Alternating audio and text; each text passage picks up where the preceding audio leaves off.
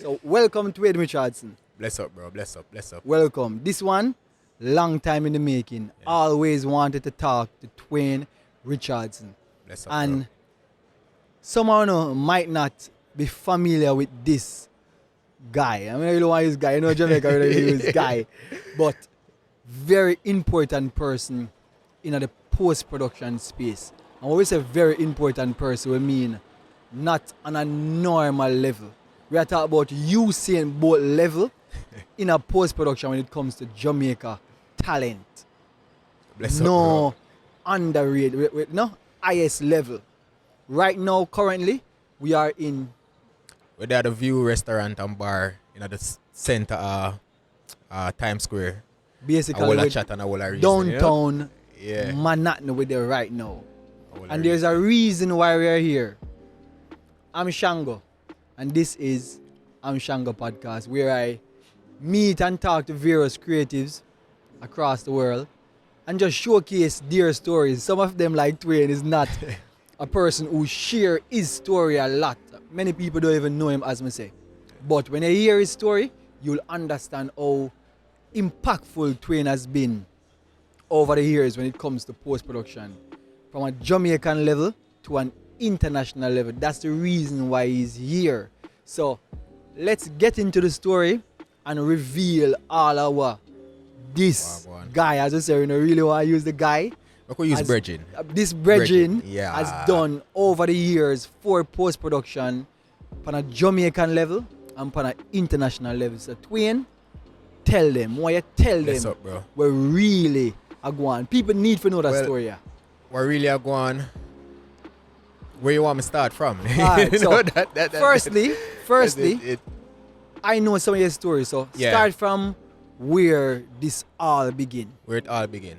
So you know, we grew up from Spanish Town, youth from Spanish Town, Windsor Road, Chambers Lane, in a Spanish Town.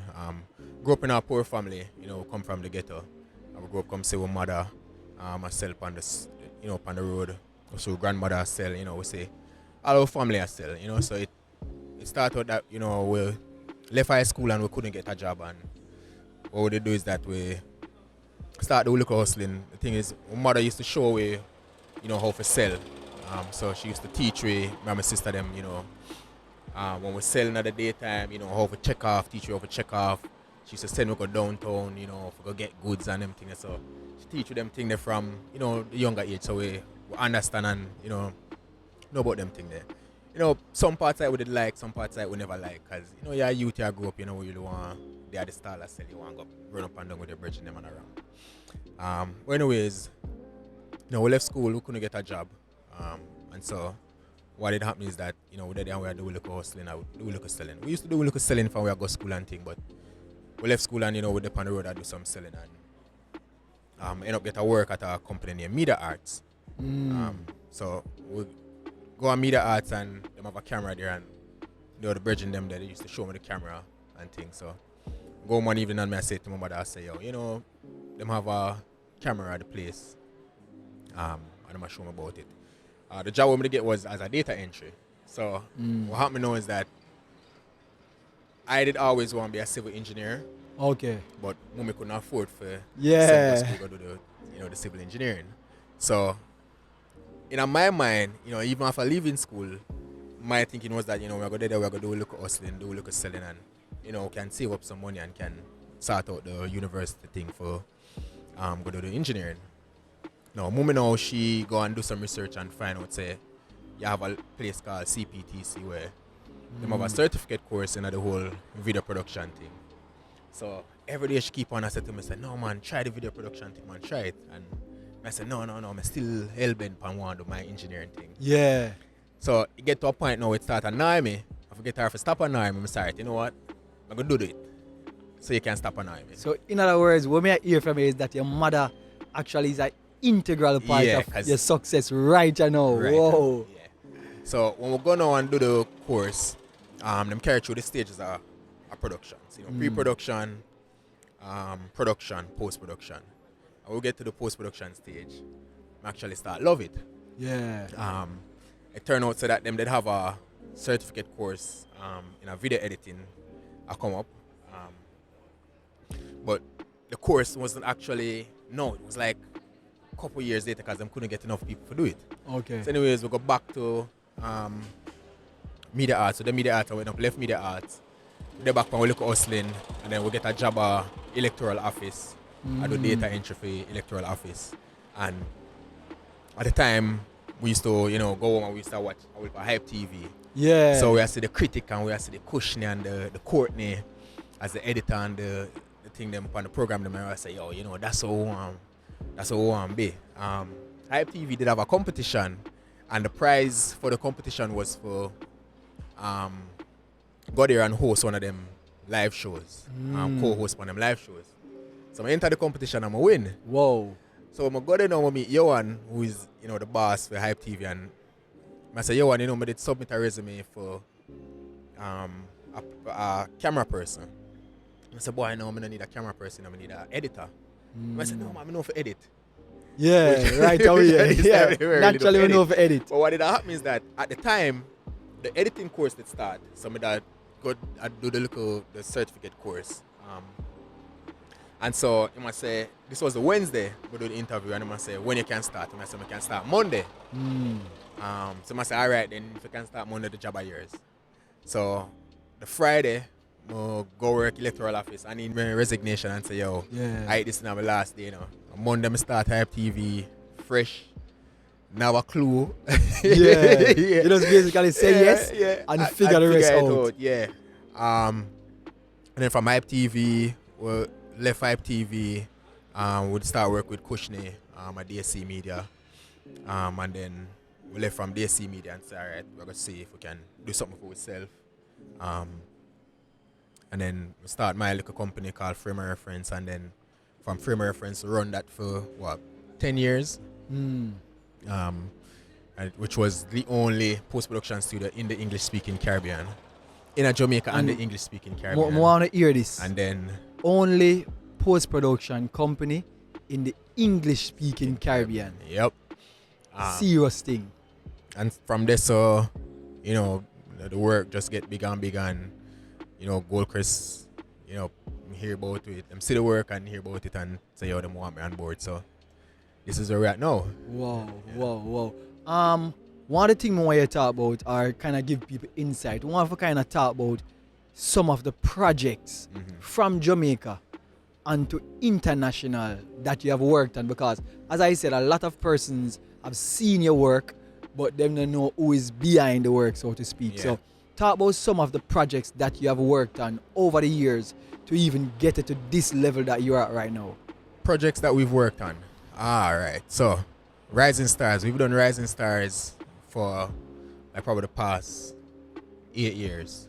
Magnum Kings and Queens of Dancer, we do that for about 7 years. And explain what you do for them. Like a person here you say, you work on Rising Star, but what you have done for Rising Star. So for Rising Stars, what we usually do is we edit the audition shows. And then now for the live shows, what I do is that we would go at the live shows and set up, record when they're doing the performances, and then we edit.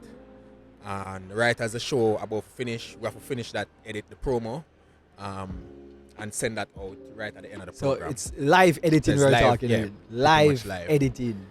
So we did that for Rising Stars, we did that for Kings and Queens. We edit Rain if a Contender. Music video wise, we've done music video for Beanie Man, Bounty Killer, Popcorn. Spice.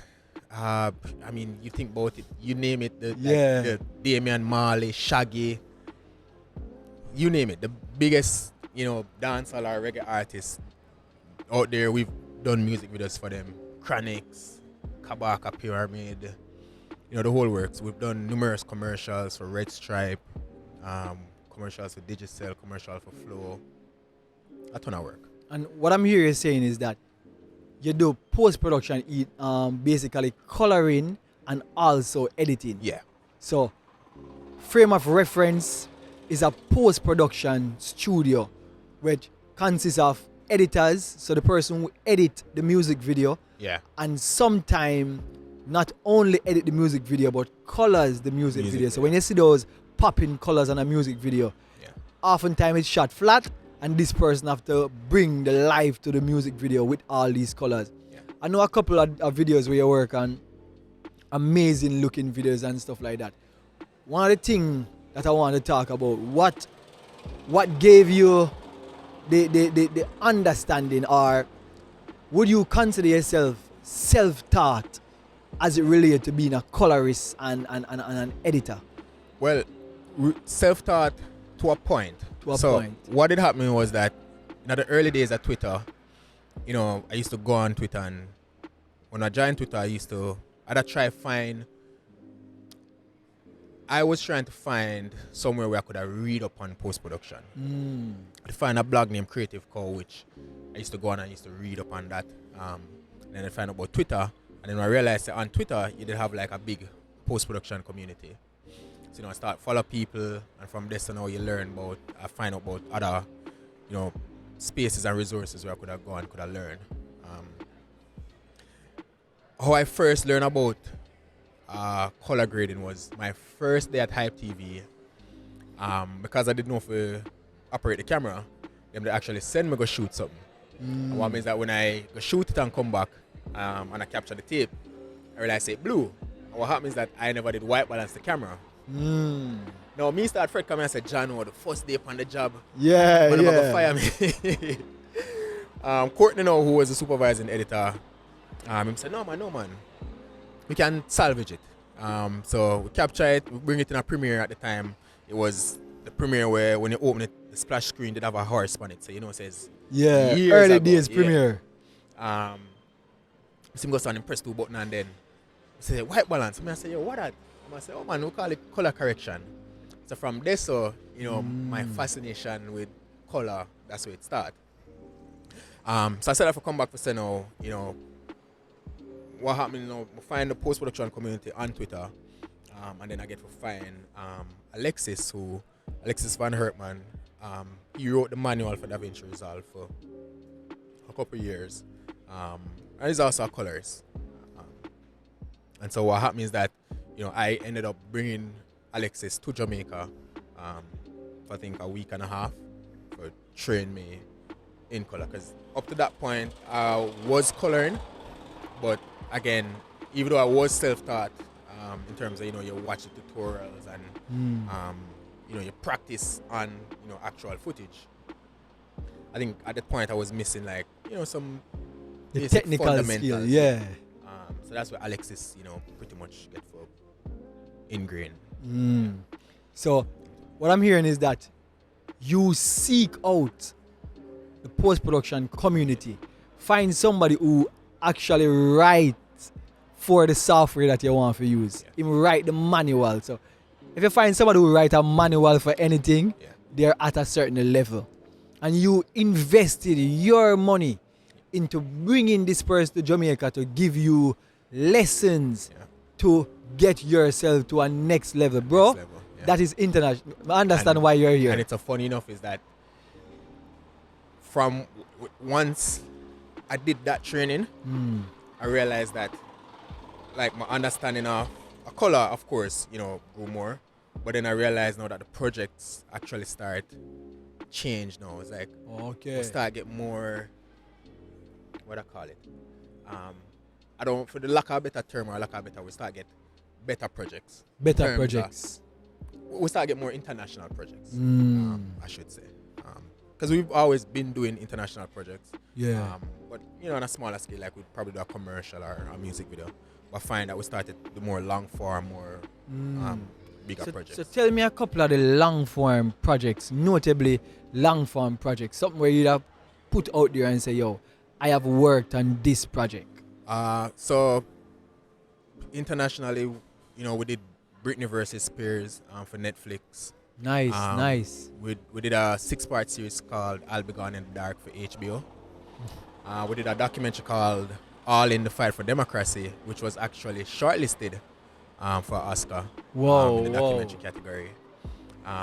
Recently, we just did Somebody Feeds Phil again for Netflix. And we just did a documentary with Nicki Minaj, which soon to be released. So, yeah, I mean, there are others, but those are like the Uno get what me I say on a normal level. We are talking about like almost 4 Netflix type of film.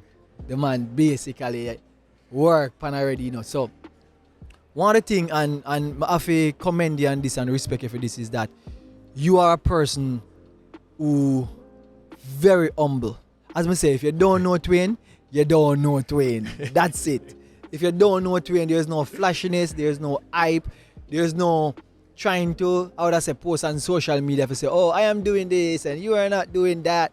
There's none of that. There is Twain doing the work, getting the work done, and in other words, collecting money. You know what I mean? Like, that's just the Twain that I know, and we have to respect that when persons are doing so much amazing work and there's no hype around it. As I say, you come from a humble beginning, humble family, your mentors are humble people who you're there around, very humble. Is, you know, it's not no wave a splash in a wall thing.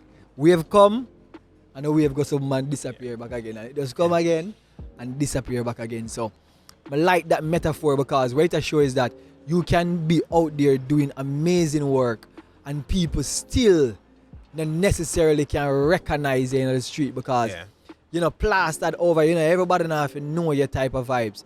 I'm really appreciate that. Now let's talk about Twain's mindset because you must have a certain type of mindset and a certain type of discipline to get to this level. Let's talk about that. Yeah. Well, it's just having a constant, you know, just always just want to learn, always trying to improve yourself. You know, my wife can tell her that I always read something about posts like from years, like from, you know, we start talk, like I always read, whether it is I read, you know, novels or whether I read about post production or whether I read about, you know, how to improve yourself or something. Just I have this thing I just always want to learn, like this constant thing I just always wanting to learn. And that actually, you know, help, you know, push me into, you know, where I am now. Again, is having the discipline to, you know, put in the work. Like, you know, the early days, you know, of course, like, you know, my brethren them and everybody, I get to go party and get to enjoy themselves. But, you know, with them, I put in the work. I said, no, man, I have to finish this. I have to get this done. And again, it lead to which route they know. It's just having the discipline and just, you know, getting it done. Yeah, so what I hear is that the sacrifice, because oftentimes at a younger age, you will want to do all of these things, the parties, the this, hanging out with friends, but you decide, say, yo, listen, while hanging out with friends is cool, it's all cool and dandy to hang out with friends. I have these important projects where people that depend on me, and you see, once people can depend on you and you basically deliver, you will be the person to get the next work. Yeah. And what something where I live by daily is, and it's very important, everything works, but not everything works for you. Now, while I may not be the person who always I go to party and always I learn, you know, I go read or something, it don't must necessarily work for Shango. Yes. Shango might be the man where Shango at every party, but Shango can still read and, you know, we end up there at the same place. But for me, I probably might need to just go one party and then my focus after that. So again, everything work, not everything work for you. I understand that you for sure. You have to find what work for you and run with it. True. That's a very good point. You know, everybody have different, what I call it, learning style. Exactly. Somebody can go party and still very good. People usually do that at school. They are the most eyeglass and then they're passing all the tests. You're like, bro, you're wasting my time because I am not passing the test. You are passing the test. And you find if you try to get them for focus, then probably I go fail. Because them need that energy. Bro, so from the early onset, I find what did work for me and I just stick with it and just run with it. As I say, some amazing work. And let's talk a little bit about your position as a conformist at GoldCrest. And when we say GoldCrest, we're talking about a premier studio that does post-production in New York City. Twain, we are right now in New York City, sitting down talking because Twain has now left Jamaica, moved to New York City, and is now the conformist or conform artist for this premier. I talk about if you look on them track record, you look on them portfolio, it's not no normal level. Let's talk about your position now at GoldCrest and what you have been doing for the last month and a half since you have been here in the United States. So let me first explain what a conform editor is. Exactly. Yeah. So Thanks for that. what happens is that whenever they shoot stuff on, the Red or the RE, usually the computers can play back like the 6K files or the 4K files. What they'll do is that they'll take those files and make them into some smaller files, and you have what they call an offline editor, or the editor will go through, he'll edit that project. Then now, once he's finished, he'll hand that off to the conform editor. What the conform editor does is we take that project and we now reconnect those small files back to the 6K or the 4K files. We prep that, get that ready for the colorist, and then the colorist go in and color it. And then once the colorist is done, we now then prep it and get it ready for if it's going to Netflix or if it's going to Disney Plus. Etc. So there's a lot of preparation in between the files it's moving up and very down. Technical, in a nutshell, that's pretty much what a conform editor does. Okay. How we got to GoldCrest. So what happened is that around about 2016, I sat down and I said to myself that the projects that I want to work on, to be honest, aren't being produced in Jamaica.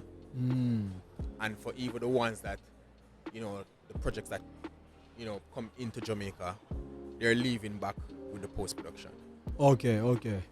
Now I said to myself that, if I want to get to, if I want to work on a certain type of project, I have to do one or two things. I have to either get the projects coming to Jamaica, or I have to leave Jamaica. I have to go where the project is. Yeah.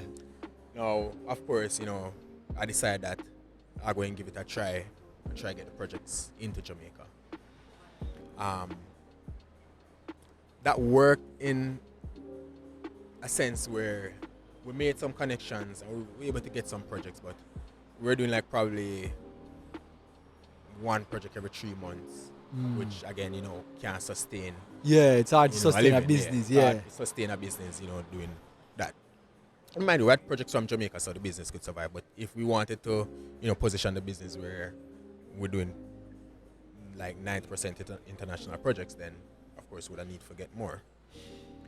I met Johanse Brown, who is a colorist. So he's a Jamaican who migrated from, I think he was probably about 4 or 5 years old, to New York. I met him through Twitter probably about 2014 thereabout. And so I used to do remote work with Johanse from 2014. So we've been doing remote work for years. Before pandemic. So actually lead up into that. And then what happened is that in 2020, he got a project, and he recommended to the producer that I do the online for him. And so the pandemic hit, and of course now we'd have to do the project fully remote. And so that project that we did was a project called I'll Be Gone in the Dark, which was a series we did for HBO. And so because we actually, were doing the whole remote work from years before, when we got into that project, it was like a breeze for us. Because remote work wasn't a new thing. Like, you know what I mean? We did that project and the producers, they loved how we work. And so they brought us back on to do the All in the Fight for Democracy. That project was, for numerous reasons, had its fair share of challenges. And again, how we handled that project, they were like, no man, all right, we'll have to bring you guys back again. So they brought us back now onto another project, which was a project called Becoming Costu for Nat Geo. This was a project for on the diver Jack Costu. So we did that project. Again, they liked how we worked. And so what they did was that they brought us again to do the Britney versus Spears for Netflix. Okay. After we did the Netflix project, a colorist friend of mine who works at GoldCrest, he said, hey, GoldCrest have a position open for Conform Editor. Would you be interested? And I said, oh yeah, fine, sure. So we did the interview, and from there, You're here. they're like, man, here we are. Whoa. So, the timeline is crazy. So, what I want you to do is give me a synopsis of the timeline by years, because one of the reasons why I want this synopsis of the timeline, I want to show people that in order to do good things, it don't happen overnight. No. So let's talk about from you were with your mother. Yeah. You just come out of school with your mother selling the stuff. Give me the time frame, like the year you start doing that until now. How much years you just say it took you to get to this high level? school 2005. So from 2005, I got the job with Media Arts, I think, January 2006. I got the job at Hype TV, I think, about 2007.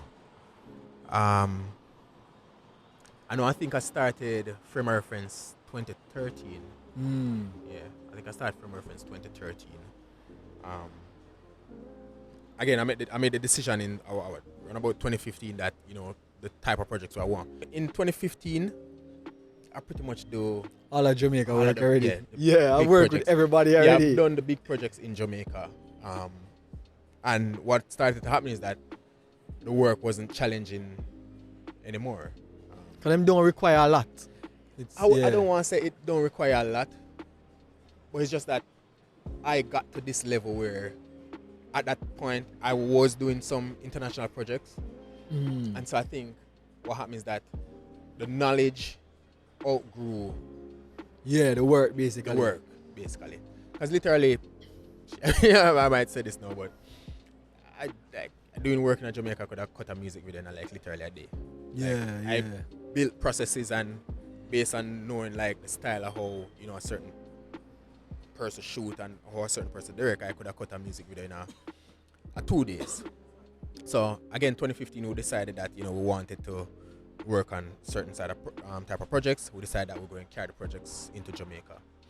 I found out about NAB in Vegas, so I went to NAB 2017, met Alexis in person, have a conversation with him, and decided then to bring him in to do the training.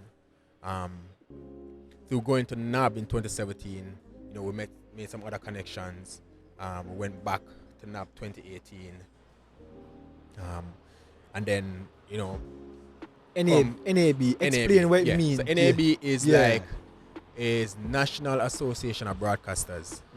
So it's where all the big companies in the video production and media and phase entertainment. 3 and them people that would be there because so the Sony and the Blackmagic and the Adobe. all camera companies would deal with broadcasting technology. Mind you, other people will be there, but the main companies that deal with broadcasting technology is always at NAB. So the Blackmagic, the Sonys, the Panasonic, all of these big company, audio visual company, are at NAB.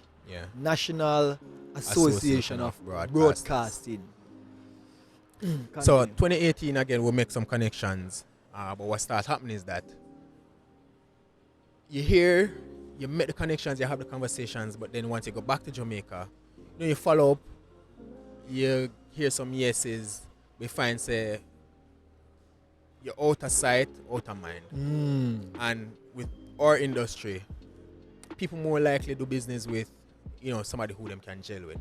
You find that when a director find an editor who them have a good relationship, and the editor understand the director understand the editor, that director stick with that editor for Years. Exactly.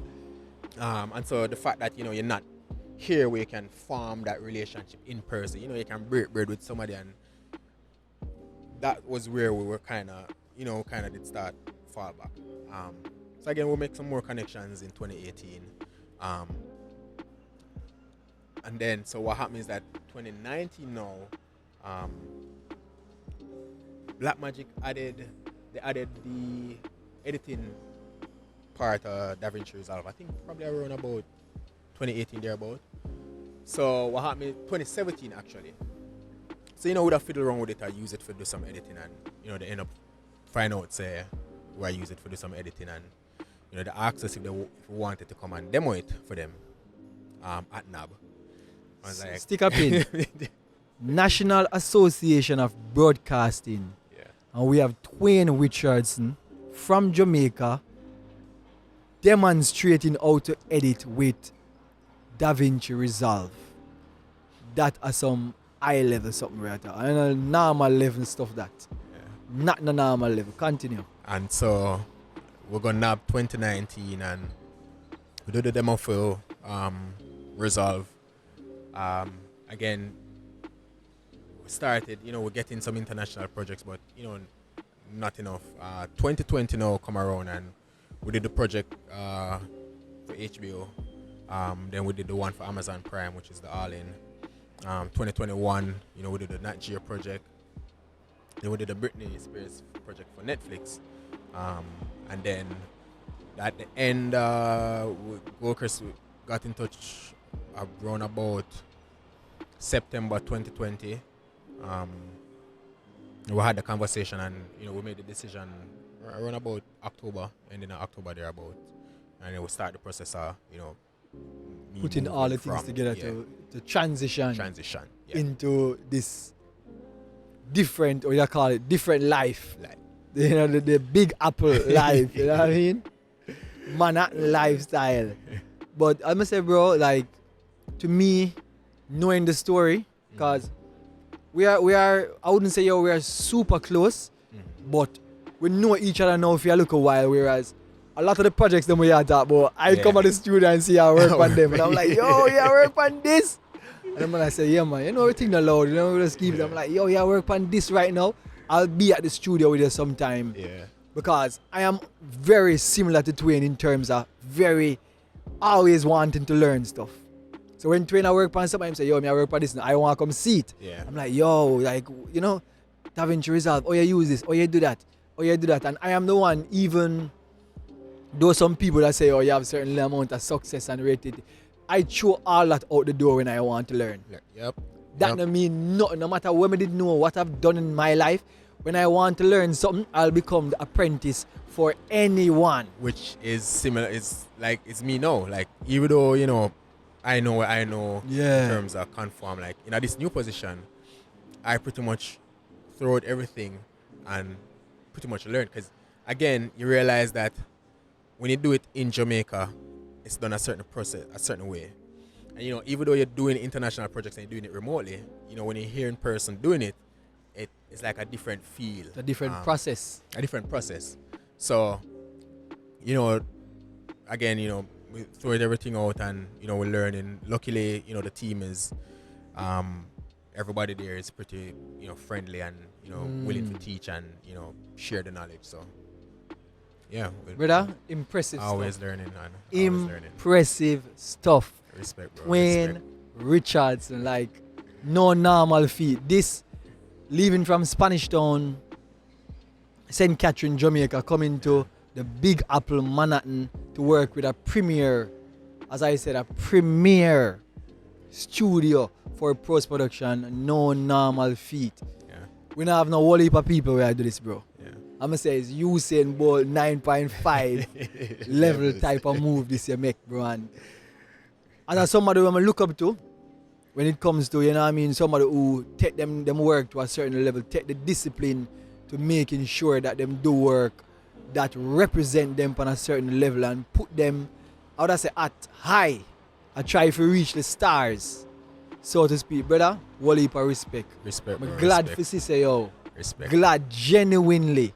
glad, like when they tell me even before you come at me, I say, yo, bro, I'm glad for know, say, yo, you get this opportunity and Respect, you man. get to be out here now and, you know, Yeah. you're in this position now where, how me look on it, in the future, maybe you can also teach this on a certain level Yeah. where you help even some other Well, Jamaicans to funny enough, understand you it. mentioned teaching. So for the past 5 years, my wife and I, alongside. So it started out with a filmmaker called Kent Williamson. May his soul rest in peace. We did a program with so my wife went on the Wiley Eye, which is something that the embassy in Jamaica, like, Yeah. they find some entrepreneurs and they send them overseas to. I think it's the pretty much- Jamaican embassy and the US embassy, right? Yeah. Yeah. So like they go and they get mentorship from. So Kent, alongside with Carmack, and us, we form what we call Go Jamaica Film Rush. What that is was we went to the high schools to teach, introduce the high school students to a career in filmmaking. Okay. Growing up in high school, listen, we need doctors, we need lawyers, we need Yeah, teachers, etc. yeah. But That's growing not up, the I only never hear career. about, Yes. I never hear about, filmmakers. I never know about editors. That's and not the things, only so career. Yeah. For the past 5 years, we've been doing that with Carmack, where we host a workshop. We have them. We teach them about production, post production, and then we have them go out and do a little short film, use their phone, and make something, and then we have we judge it, and then we hand out prizes, etc. But really, what it is us just going into the high schools and introducing filmmaking, as a career to the students. Because again, I never did see that, and funny enough, a lot of the things that I do, like, it's just a matter of I never see it, and I did try seek it out, and I said, alright, I go and do it for myself. Yeah. See, one more thing which Twain out there do, a whole heap of people don't really know about. That is how Twain works. Highly secretive, man. They're like, the man that work on some crazy stuff, and you just don't know. But the funny thing I'ma is, rate you that. know what? Who know? Yes. Who for know? No. No. The thing is, my thing was always making the work speak for itself. I'm not the type of person for give back or for do something and talk about it. It was never something where I used to do. So like my friend God used to always say, yo bro, you need to share your story, because it's inspiring, and it can, who it can inspire. To me, I was like, Yeah. So it's like, I know what that means. Yes. But to me, it's like, but That's I why try for share it as much as possible. Or when I get the chance, I try for tell it. that's one of the main reasons right now why we're having this conversation, because I am also like God, like Twain. This story need to be out there. People need to understand that you have people in Jamaica who are doing stuff at a certain level. Just because them not say it, that no mean it not happen. You know what I mean? At a certain level, working with the international company. And you have many other people like that out there who very, you know what I mean? I would say more or less secretive. Them just not loud to them thing. But people needs to hear, because if you can do it and you can do it and inspire our next man, make him understand that these things are possible, that is why them need to hear. Because you see how Jamaica run. Yeah. The youth them need inspiration other than chopping. Yeah. So we like to make sure that these stories are out there in the environment so people can understand that there is more to life than just what we think the everyday thing in Jamaica is. Yeah. Twain, brother, we don't even know, like, I would say, like, I'm so, even me who know a lot of the stories, still inspired by it. And somewhere else where, I want to share too is that, my talk about it now, and it might sound like is like everything that just go smooth, but everything never did go smooth. Like when I started the company, there were many nights when I never have food. Like I do Rising Stars, I do kings and queens. I do them big projects here, but I can't afford to buy food because all of the money there, when I make, I sink it back into the business. Sacrifices. Hire people. I buy equipment. You know, we are earning a JMD, but the equipment are in a USD. US dollars equipment. I buy software, the software in a US dollars. So, you know, the conversion rate a beat way. Yeah. But we have a dream and we have a vision that somewhere we want to take it. So we make the sacrifice for, you know, get it there. So I share that for say that, you know, it wasn't always easy. You know, I remember when I just start, like, when I go to people and I say, yo, man, I do this, you know, for my own. And people say, no, sir, that not going to work. I do. But again, you know, we had the dream and we just go out there and we just put in the work and like anything that you're gonna do, anything that you're gonna work on, have it fair. You actually need those people, you know, to tell us it's not gonna work, you know. Yeah. You actually need some people to prove wrong, you know what I mean? Because if everybody's like, yeah, that gonna work, and, you know, the funny might thing not is, like, yo, so I said easy. I wasn't even doing it to prove them wrong. No, you know, you're not necessarily like, doing it to prove them wrong, yeah. but I'm saying that if everybody else say, yo, yeah, man, that gonna work, you're like, well, you know, what a challenge. So sometimes when people tell us it's not gonna work, you don't necessarily set out as yourself to prove them wrong, but because you have this belief, you have this passion about whatever you are gonna do. You put in the necessary work, the energy, the discipline, the late night, all of these things you put in to make sure that you accomplish it. Bro, and when me that work with Kushney, I used to left. Kushney used to office used to the Redhills Road. I used to leave 3:30, 1, 2 o'clock a morning to go Spanish Town. See it there? And then I wake up back in the morning. Enough time I used to sleep at the office on the floor because you know the thing and I get fair work with a J-Will. I used to watch J-Will music video on TV and now you get a chance to work with J-Will. You know, you put in the extra hours because you want to make it perfect because you want you get to work with a Casa. You know, you get to work with a Carleen Samuels. You know, them people then. You know, it. You left 3:30, you go Spanish Town, you know, after 2 a morning.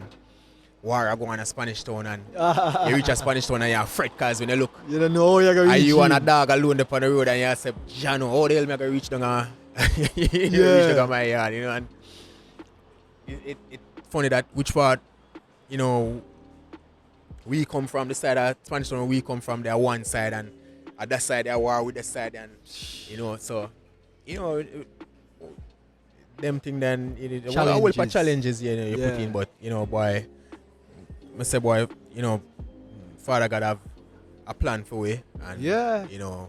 Plus, there's no great stories without challenges. You have to have things to overcome. You have to go through basically. In other words, you have to fight the war. You have to win the battle, so to speak. So every great story has challenges. Every great. So as I say, bro, these are one of the stories that I consider great stories, and that's the reason why we'd have to immortalize this story in this podcast to make Twain tell him story and hope that, as I said, the inspiration in the story, me know, people like Garden know, other people out there know, but everybody don't know. I don't want everybody to know. When we start the company, like when I start the company, I never have no equipment.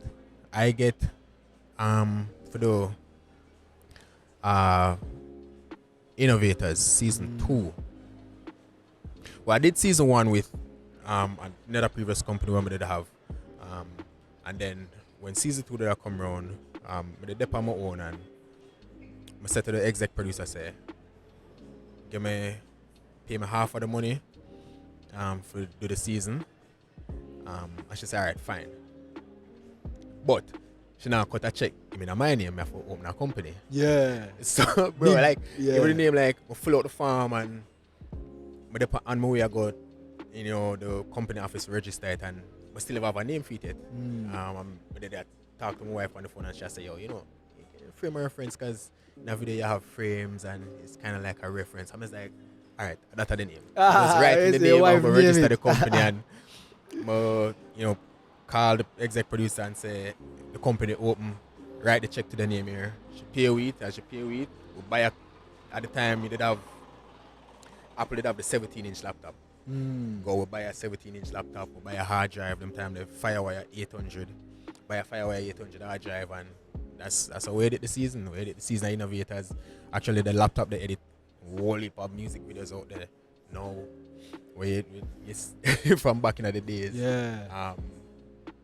TV shows, Kings and Queens, Contender, commercials, the laptop that we use and start, and from there, so you start and you make a money and you get a next piece of equipment, and so till it grow, I can't remember the last time I come to the studio. Yeah. The last time I come to the studio I had what them call a surface, the Black Magic color panel. Color panel. Yeah. I think at the smaller one. That micro panel. Yeah, the micro panel. I'm like, yo, Twain, you have this? I'm like, yo, nobody enough knows I have this still, you know what I mean? Like, yeah. Because on a Jamaican scale, maybe have other persons in a Jamaica have it. No. But it was the only one. It was the only one on on a the normal island. panel we are talking about. If you look on like when Black Magic has showcase them new products at the panel them we are talking about. Yeah. Not the super huge one with all of the buttons. Yeah. But I think that are the second in between one. Yeah, that was I think you have the advanced panel, you have the mini panel, and then you have the micro panel. Yeah. So that was like what do you call it, entry level? Entry level. Yeah, panel. But serious value. Yeah, I think serious money spent in order to have that panel, and especially when you're working on certain projects, you always want to simplify your work. Yeah. And I think a panel like that, when it comes to DaVinci Resolve, it just make from my understanding of it, it just makes certain things easier. It's like instead of you use just your brain for edit, your fingers then become a part of. Well, what it do the is that editing. it simplifies certain processes versus having to use a keyboard.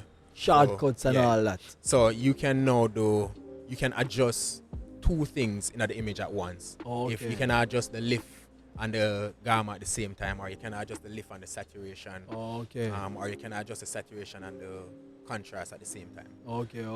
So the panel program for talk to the software in a certain way versus having for, say you want to do the same thing with the keyboard, you have to go do a keyboard shortcut. You have to remember, say you have to press Control Shift S. Or you try to use a Stream Deck or something which you have to program a whole heap of program. Yeah. So the panel, streamline the color process. Brother? And again, we find out about that through doing the research. We go online and we do the research to find out, Black Magic have, like, even how I learned about Resolve, I use Resolve when they just ported it over to the Mac, which at the time it was $1,000, which I think was DaVinci Resolve 9. Actually, still have the CD where it come with and the dongle it come with. So that's my first start with Resolve, from Resolve 9 to the version 18 now. That's so actually about 9 versions now. Yeah. That's a while back. Yeah, so yeah. Bro, I was gonna say inspiration. Glad What's up, man?